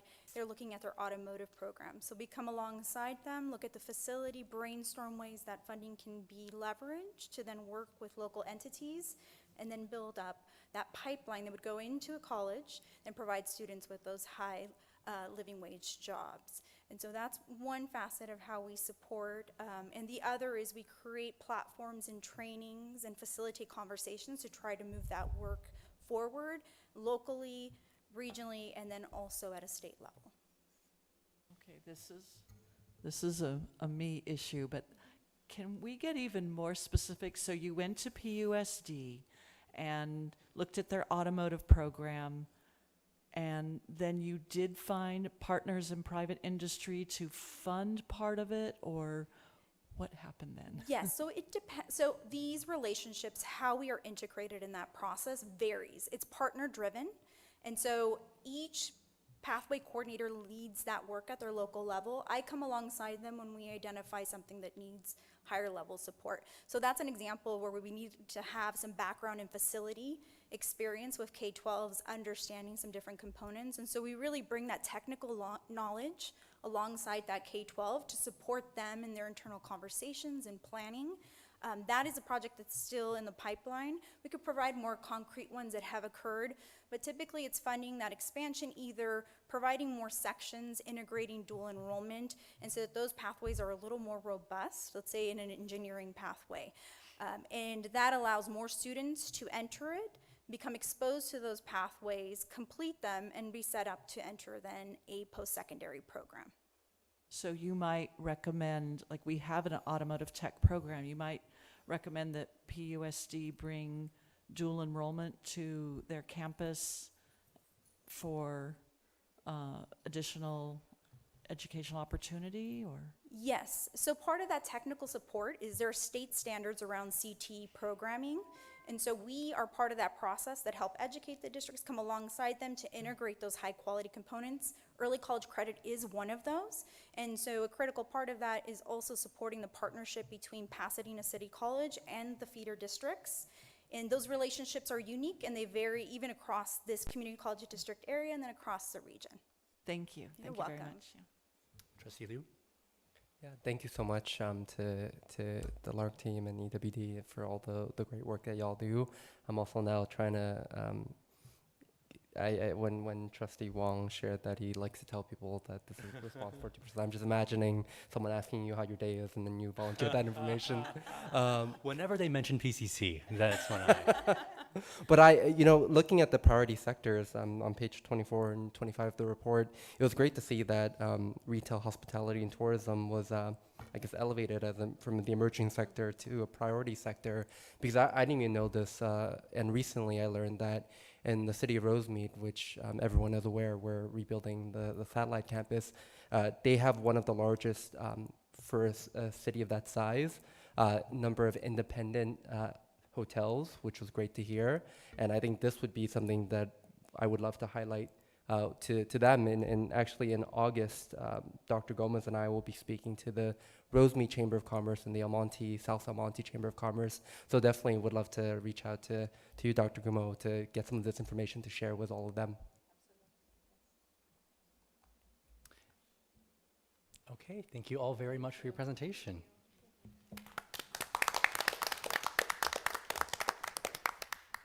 We will now go to announcements by shared governance representatives and the Board of Trustees.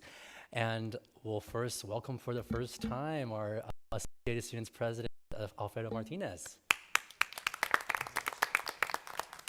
Thank you, thank you. Yes, my name is Alfredo Martinez, the newly elected AS President. The board is glad to inform we are currently in training for the summer and excited for the upcoming school year, and also look forward to working close with the trustees.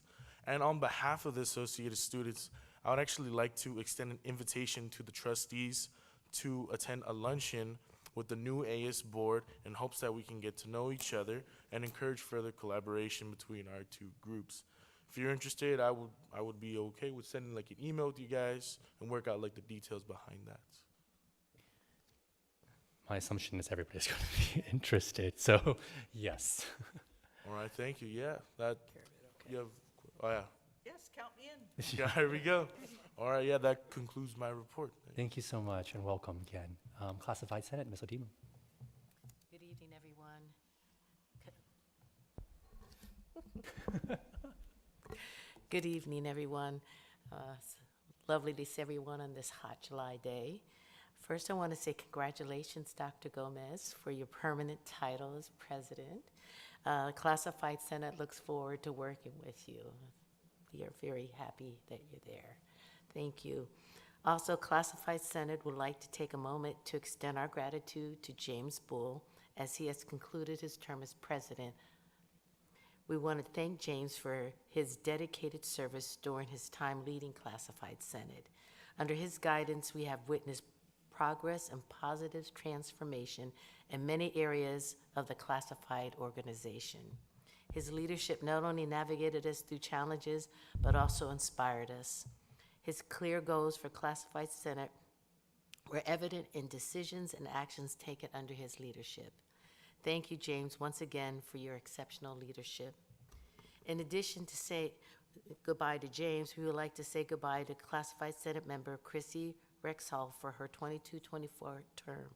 We thank you for your dedicated service and support you provided all of us. July 1st started our new term, and we would like to formally recognize our newly elected Classified Executive Board. Frances Godinez from Career and Technical Education, we welcome her as our president. I am so sorry. Ryan Perry from DSPS is our vice president now. Samuel Reed from Pathway returns as our parliamentarian. Saria Levitt from Student Life returns as our treasurer, and she also has been re-elected for a second term, so we want to congratulate her for that. And Denise White Odimo, myself, from Financial Aid as the Board of Trustee representative. We would also like to formally recognize our newly elected classified senators who will begin their term this year. Natalia DeVarius from Office Services, Jennifer Jung from Office of Organization and Professional Development, Robert Gomez from the Office of Institute Effectiveness. We just welcome them all. Yeah, the following senators were re-elected for the second term. It's Sierra Lovett from the Office of Student Life, Nohelia Franco from Non-Credit Division, and Jocelyn Penny from Facility Services. Now, we also like to welcome our new hires. We have two, Linda Lamb, she's a Student Success Specialist in IEDJ, and Giovanni Muenes, please forgive me if I mispronounce the name, as our Help Desk Associate in ITS. And we are saying goodbye to Bill Abernathy as Police Sergeant, his retirement after 11 years of service here at PCC, and Jessica Buenaveses from she's left Student Health, and Marina Lee, she has left Facilities. That ends my report. Thank you so much. Thank you, and congratulations to the new board and to yourself for being reelected. Management Association. Yes, Mr. thank you. Altamirano. Yeah, good evening. Congratulations to Dr. Gomez. And again, no more interim for you, but thank you for being open to humbly serving our college this past year, and you continue to demonstrate what it means to be a Hispanic serving institution that focuses on serving our students, staff, and community.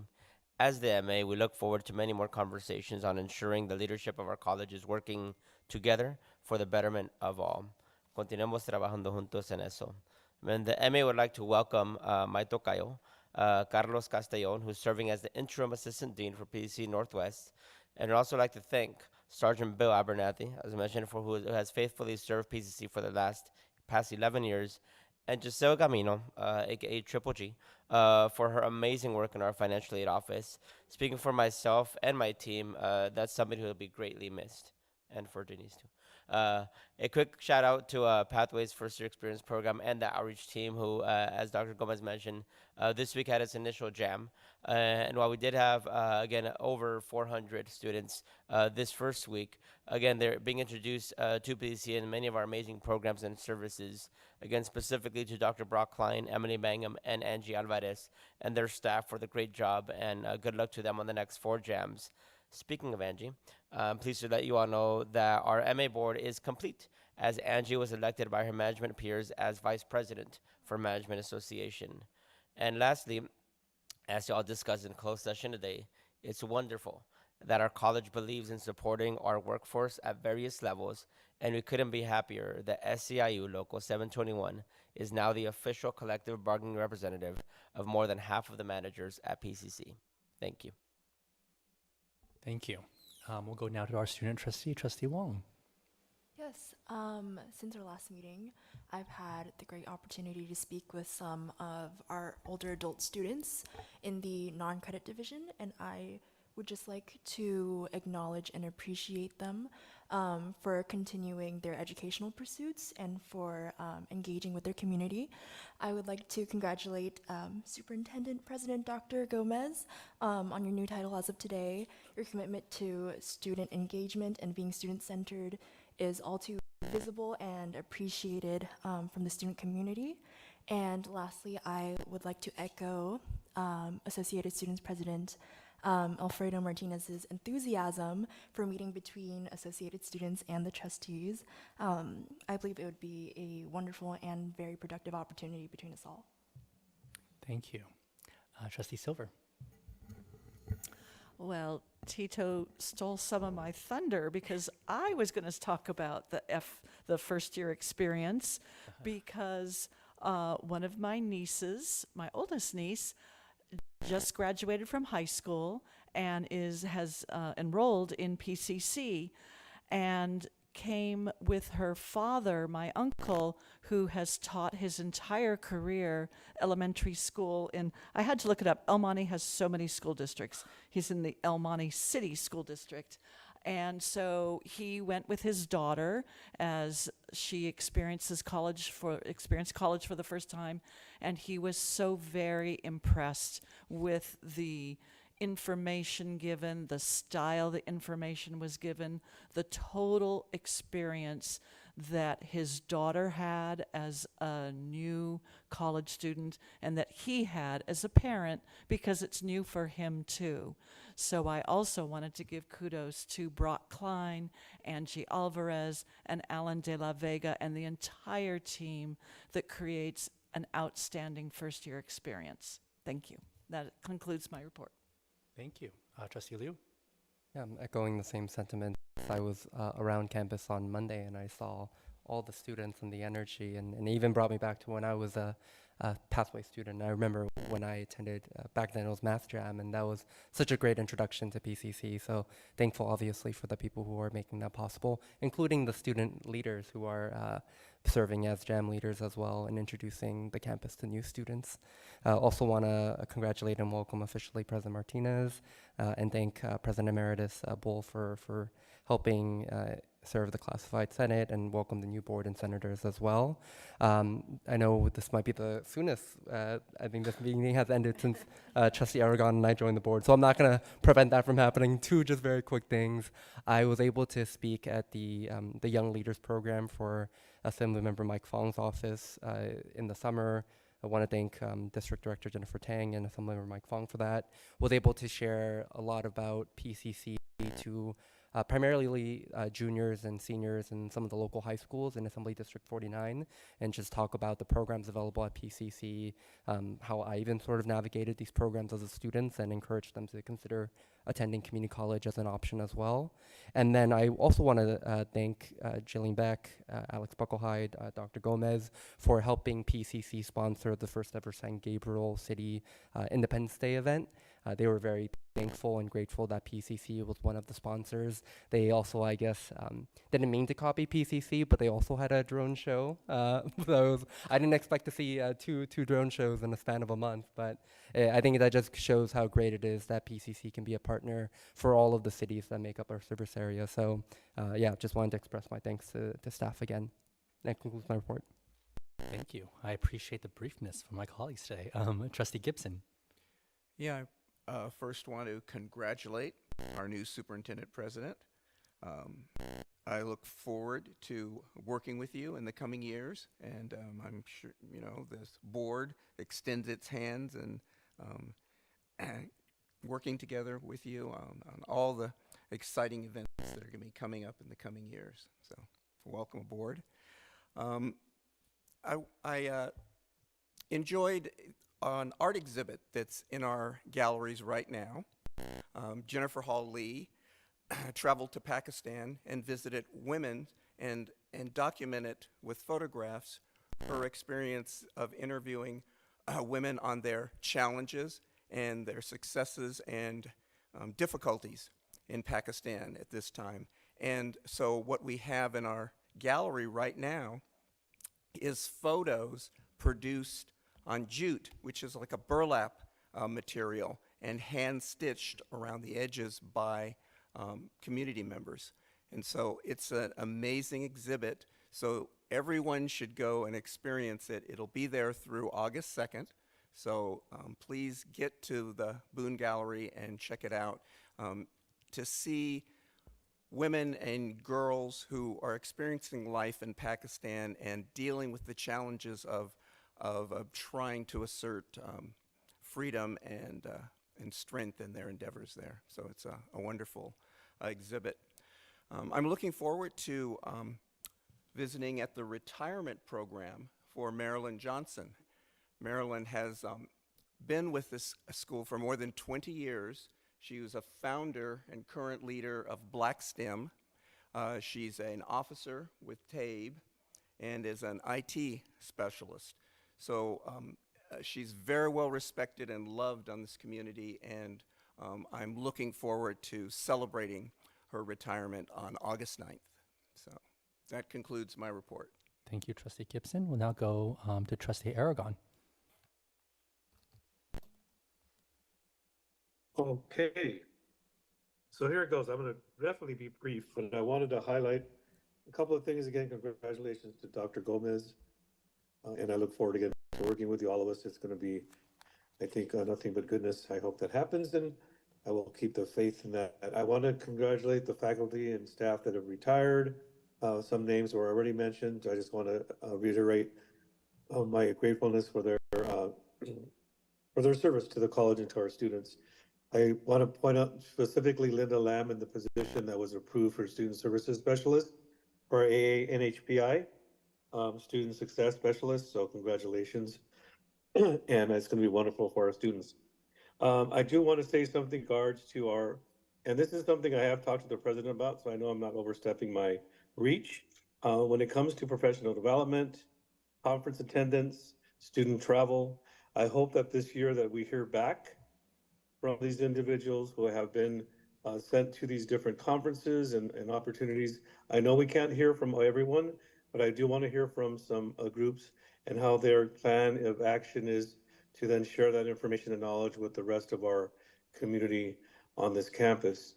But I especially want to highlight that when it comes to the selection of individuals who get to attend conferences, that it's done in an equitable fashion, so that in those who may not have the chance to have gone to conferences in the past, that they get a chance to go to conferences in the future. So speaking of conferences, I'm speaking to you from the Unidos US conference here in Las Vegas. I am actually working. I was sponsored both by a community organization as well as the college, so thank you. I've been forging some great connections with individuals, and I will be giving a report in the next meeting as I'm continuing to make those connections. I do want to share one last thing. I was walking around yesterday. I was wearing my cowboy hat and, looking how I look. And a former student came up to me today. His name is David Marquez. I didn't know that he was a former student. He just came up to me and says, I recognize you. I know you. You're my counselor at PCC. You encouraged me to transfer. So it was cool to see one of my former students. He's now the CEO and director of KC Family Programs, and he's doing some wonderful things for our most vulnerable populations and families right there in the San Gabriel Valley. So that was really awesome for that to happen. And it solidifies why we get these opportunities to go to conferences like this to reaffirm the work that we all do. So thank you very much, and that concludes my report. Thank you. I'm just going to report on two quick things. One, a few weeks ago, I had an opportunity to speak at the legislative luncheon that's hosted monthly by the Temple City Chamber of Commerce. As we know, Temple City is represented by 4 trustees on this dais, and actually 2 of us live in the district even. But it was really great to be able to engage with some of our community leaders, business owners, as well as even school district leaders that came to the lunch to just share a little bit more about the work that we do and our commitments to the City of Temple City, the Temple City Unified School District, and the work that we continue to do in partnership with that great city. And so I had that great opportunity and was really grateful for that opportunity. I also want to share that in a kind of a community role, I now serve as treasurer for a brand new nonprofit that we just started a month or so ago, which is the LA County LGBTQ elected officials organization.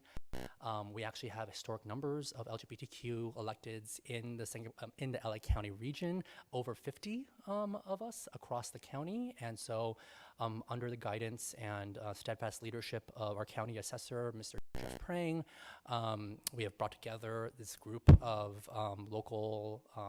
local, state, federal, county LGBT electeds to form this new association, which I know Trustee Aragon is also a part of. We are launching our first event, our inaugural installation of our board officers on August 16th at 5:30 p.m. So would love to invite folks to attend. It's going to be downtown, but we're really excited to be able to forge these connections and support each other, because we know that the work continues even in a place like LA County. So that concludes my report. Thank you. We're going to move now to... Mr. President, I have a quick question on that. Well, it's not on that, but might just ask you, now that we have Dr. Gomez as our official president, other colleges have done like inaugural events, investitures. Well, that's something that will be happening? That's my last question. I'm sure it will. We have not begun that conversation yet, so we will discuss that. Thank you. Thank you.